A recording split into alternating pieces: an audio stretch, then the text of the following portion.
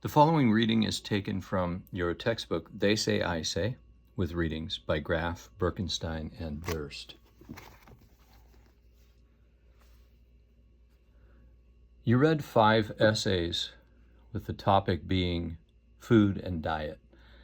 This will be the 6th essay, and I thought it would be a good idea to read this aloud and discuss the various ingredients or elements that make up this thesis, or excuse me, this reading or this essay. Remember that while the organization of any essay will vary compared to another, it's always true that there are specific ingredients in order to create an effective essay that are necessary. We have 3 basic parts to the essay. The first is the introduction paragraph. And within that part, within the introduction paragraph, we've got something written there that's going to hopefully gain the reader's interest. And then also within the introduction paragraph, we're going to set up our topic. And that's done in, or could be done in a number of different ways. And then thirdly, within the introduction paragraph, almost always, you'll find the thesis statement. You've looked at thesis statement with the memoir essay a little bit, and I emphasized how your thesis statement in this case should have been very simple: what happened and what was the result of it, or what did you learn? Similarly, a thesis statement for this essay requires that you basically tell the reader what it is that you're going to take a stand on, because this is probably akin to more of an argumentative essay than any other kind. So what is it that you are going to take a stand on, and why? What is your proof? What is your evidence that you believe leads you to that conviction? So the first part is the introduction paragraph, where you gain the reader's interest, you set up your topic, and then you state your thesis. Somewhere in there, you state your thesis, and it doesn't have to be at the end. It doesn't have to be the third part of the first segment of your essay. It can be right at the very beginning. It can be your first sentence. It doesn't really matter where it's located in the introduction paragraph or that first paragraph, as long as it's there. The second part is body paragraphs. Now, the essays that you just finished reading, those 5 essays, some of them had very few body paragraphs, maybe as little as 3 to 5. And then there were others that had anywhere from 5 to 10 or 12. So the number of body paragraphs is going to vary with the type of essay, with the writer, and other variables. For purposes of this class and this essay, I'm requiring that you have at least 3 paragraphs that make up the body of the essay, which means that it's a total of 5 paragraphs: the introduction, the body, and the conclusion. Now, what's in the body other than paragraphs? Well, within these paragraphs, within each of the paragraphs, you want to point out your idea, your point. What is the whole point that you are going to make? And then B, illustrate the ideas of those from whom you're pulling research, from whom that you have looked up information. Okay? Illustrate their ideas. Tell what they say. And then lastly, explain your ideas and their ideas. So again, within the body of the paragraph, each of the paragraphs, you want your idea, their ideas, and then the comparison of your ideas and their ideas, sort of explaining why it is that you believe your idea is the correct or better idea. And that's why we call it an argumentative essay. You are arguing against someone else's belief system, someone else's conviction, or someone else's thesis. So that's the body paragraphs. And then the third is the conclusion paragraph. It's just one paragraph where you restate your thesis. I try to encourage students to restate their thesis in a different way. However, it's not a bad thing to restate your thesis word for word. reflecting exactly what you wrote as the thesis in the first paragraph. You can do that. So you restate your thesis, you tie together all of the claims that you made. Okay, I say, I believe this, and this, and this. And you tie all of those things together. The this and this and this is what you talked about in the body paragraphs. Now you're going to, at the very end, you're going to restate those things. It's basically like saying to the reader, hey, remember, this is what I said. I believe this and this and this. So you tie all of those things together. And then you end it with a powerful statement that's going to hopefully impress and sway the reader to your belief or to your perspective, because that is what you're doing in this essay. You're trying to get the reader to agree with you and to disagree with some of those from whom you've gathered your research. Okay, so let's go ahead and read this together, and I'll stop at various points and point out some of these key ingredients that are here within this essay. It's called What You Eat is Your Business by Radley Balco. This June, Time Magazine and ABC News will host a 3-day summit on obesity. ABC News anchor Peter Jennings, who last December anchored the primetime special How to Get Fat Without Really Trying, will host. Judging by the scheduled program, the summit promises to be a pep rally for media, nutrition activists, and policymakers, all agitating for a panoply of government anti-obesity initiatives, including prohibiting junk food in school vending machines, federal funding for new bike trails and sidewalks, more demanding labels on foodstuffs, restrictive food marketing to children, and prodding the food industry into more, quote, responsible behavior. In other words, bringing government between you and your waistline. This is gaining reader interest and also setting up the topic. This is what's called or referred to as high interest material because it refers to pop culture stuff.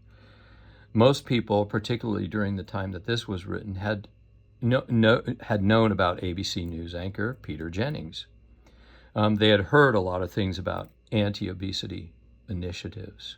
And so what the writer is doing is he's bringing to the forefront what is already familiar to readers. Okay, and that's the way we gain the reader's interest. And in this way, he has set up the topic. We know what he's going to talk about here already because he set this topic up. Let's carry on here. This is information about the writer, so we'll skip that. Politicians have already climbed aboard. President Bush earmarked $200 million for his budget for anti-obesity measures. State legislatures and school boards across the country have been banning snacks and soda from school campuses and vending machines. Senator Joe Lieberman and Oakland Mayor Jerry Brown, among others, have called for a, quote, fat tax on high-calorie foods. Congress is now considering menu labeling legislation, which would force restaurants to send every menu item to the laboratory for nutritional testing. So what he did here was, in this first paragraph, he is discussing their ideas. Now, what I mean by their ideas is those to whom or those with whom he disagrees. He does not agree with what they plan to do. And so what he's done is he has shown the reader here what it is that they would like to do. Let's carry on here. This is the wrong way to fight obesity. Instead of manipulating or intervening in the array of food options available to American consumers, our government ought to be working to foster a sense of responsibility in and ownership of our health and well-being. But we're doing just the opposite. This is called the thesis statement. And while it's a long statement, we're going to find the thesis statement in one or two other places within the essay. And so when we get to the second part, or the second place where the thesis statement is found, I want to discuss that a little bit as well. But this is a reflection of this writer's thesis statement. This is what the writer wants to convince you of. Instead of this, which is their idea, I propose this. That's why the name of this book is They Say, I Say. All right, let's keep going. For decades now, America's healthcare system has been migrating towards socialism. Your well-being, shape, and condition have increasingly been deemed matters of, quote, public health, instead of matters of personal responsibility. Our lawmakers just enacted a huge entitlement that requires some people to pay for other people's medicine. Senator Hillary Clinton just penned a lengthy article in the New York Times Magazine calling for yet more federal control of health care. All of the Democratic candidates for president boasted plans to push health care further into the public sector. More and more, states are preventing private health insurers from charging overweight and obese clients higher premiums, which effectively removes any financial incentive for maintaining a healthy lifestyle. That's what he says. All of this is what they say. Okay, so he's illustrating their ideas here by giving a list of things that they plan to do or have done. Let's keep going. We're becoming less responsible for our own health and more responsible for everyone else's. Again, that's the writer's point. This is not the opinion of someone else. This is not what someone else has done. This is not the thesis of another person. This is what he believes.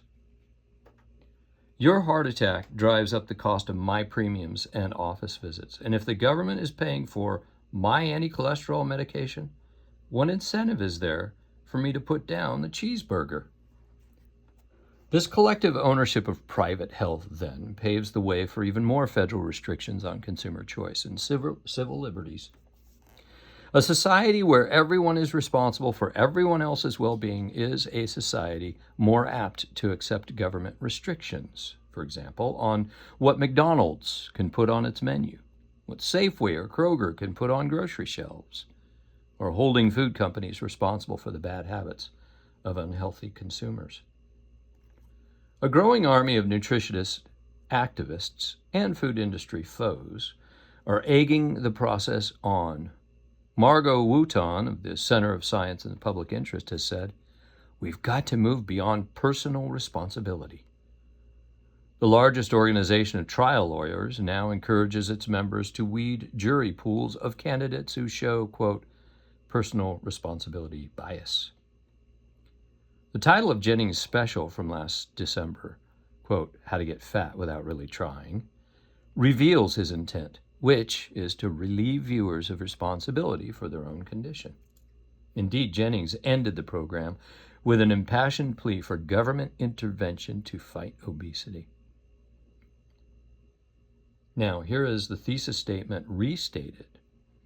This is a good essay, but it may not reflect the organizational structure of your essay, and it probably won't, because in your essay, the thesis statement will definitely be at the very beginning and in a very simple manner, and at the end as well, because you're restating what it is that you stated at the very beginning. In other words, you're going to repeat your thesis statement. But let's read his thesis statement rewritten in a different way. The best way to alleviate the obesity, quote, public health crisis is to remove obesity from the realm of public health. It doesn't belong there anyway. It's difficult to think of anything more private and of less public concern than what we choose to put into our bodies.